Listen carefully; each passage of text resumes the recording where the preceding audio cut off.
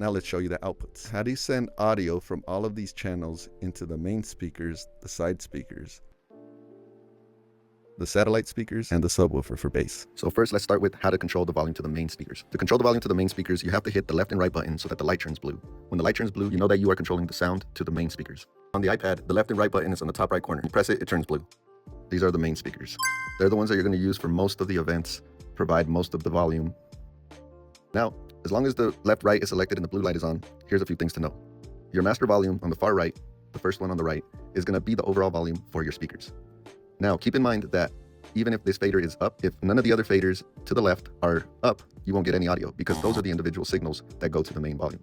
You will basically set how loud you want the microphone, how loud you want the aux, the HDMI volume, Bluetooth on the faders to the left. All of these faders are the individual signals or volumes that are going to the overall master fader. Now let's say that the main speakers are loud enough for the people in the front, but the people on the sides in the wings have to hear it also. You could use the side speakers to get them more audio. You could either get more audio to the wings or face them inwards as they are here, so that the people in the back could also hear them. The way you control those speakers is by selecting Mix Bus 1. It's labeled as side L for left. On the iPad, you'll find Mix 1 on the right side. It's not labeled like it is on the physical mixer, but if you look on the master fader, it's labeled at the top, right there. And again, to control the right side speaker, you press Mix Bus 2.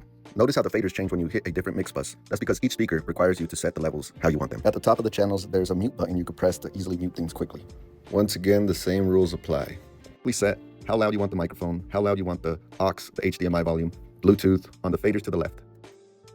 We'll talk about the speaker that Mix 3 controls in a moment, but let's skip to mix number 4, which is labeled as K8. If you need more sound for the back of the room, for this you're going to use the satellite speakers. They are labeled as K8s. That's the model of speaker that is used. The satellite speakers are hanging at the pillars and are great to get extra audio to the audience in the back. That way the main speakers don't have to be too loud, the side speakers are getting the sides, and the satellite speakers are getting the people in the back of the main room. Now let's go back to Mix Bus 3. Mix Bus 3 controls the subwoofer. Now let's say that you want some more bass in whatever audio you're playing through the system. If you're playing music or a video and you want to have some bass in that sound, vocals usually don't need it. The subwoofer is a speaker that is made for bass. instead of turning up the speakers to get more bass out of them, turn up the subwoofer.